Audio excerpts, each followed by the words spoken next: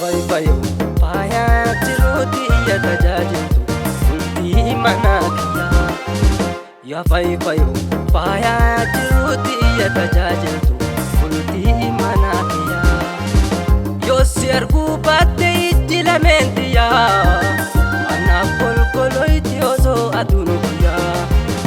Yoo si arguu baatte ijji lameen tiyyaa anaaf kolkoloyti osoo aduun guyyaa. Fayyaa wajjin si hadisu umrii dheertuu mataanilleen si dhukkubii nama jirtu. Fayyaa wajjin si hadisu umrii dheertuu mataanilleen si dhukkubii nama jirtu. Jiraaduna yaa fayyaa toosi waldaa bunnatti hin tolu. Jiraaduna